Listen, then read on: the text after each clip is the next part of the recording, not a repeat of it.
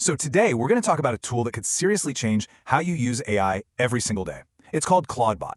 And the whole idea is to move away from these, one-off chat tools and towards something that feels like a permanent personal AI powerhouse. Let's dive in. But first, let me ask you this.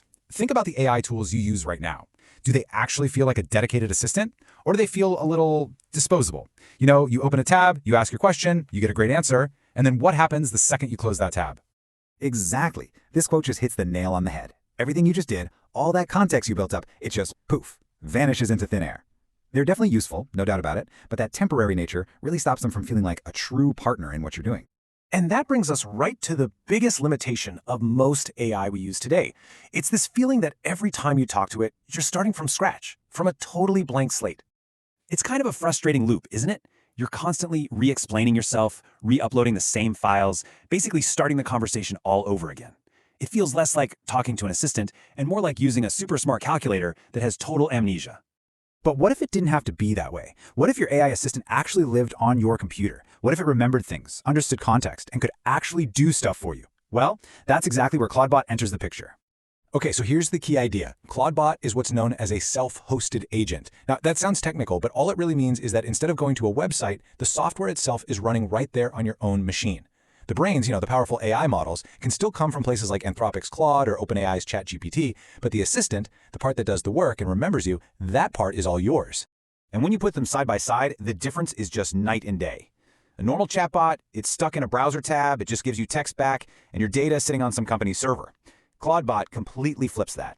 It lives on your PC, it doesn't just talk, it acts. And most importantly, your conversations and your data stay right there with you, on your machine.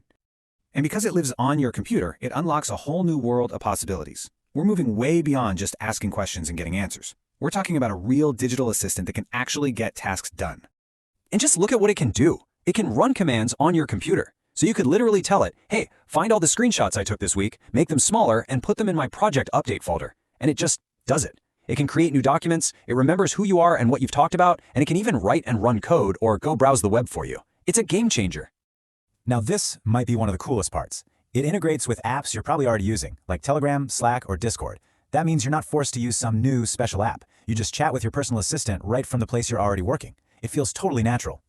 Okay, this all sounds pretty amazing, right? But I know what you're thinking. What's it going to take to actually get this up and running? Let's get into the real-world questions you probably have.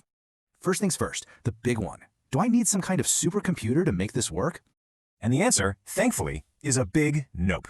See, all the really heavy lifting, the part that requires massive computing power, is still done by the big AI companies through something called an API.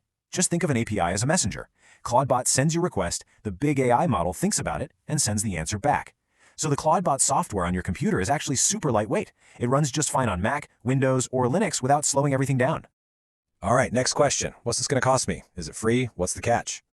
So here's the deal. The Clawdbot software itself is totally free and open source. The cost comes from using that API key we just talked about. You pay the AI provider like OpenAI or Anthropic for what you use. So how much it costs really depends on which AI model you pick and just how much you talk to your new assistant. And finally, the setup. How hard is this thing to install? Is it just one click, or is there more to it? So let's be real here. It's not quite a download and double-click situation.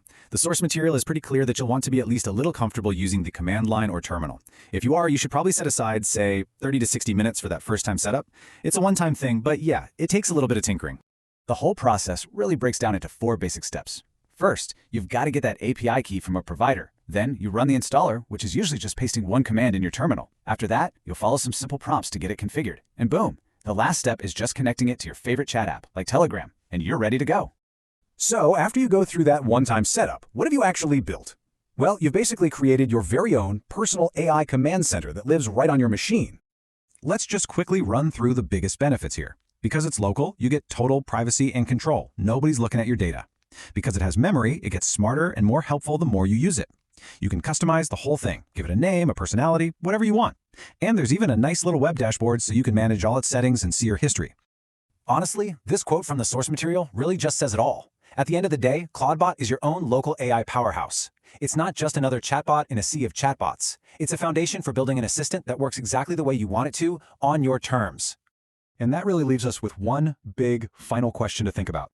If you had an AI that knew your work, remembered your projects, and could actually interact with the files and apps on your computer, what's the very first tedious thing you would ask it to do for you? The possibilities are kind of staggering.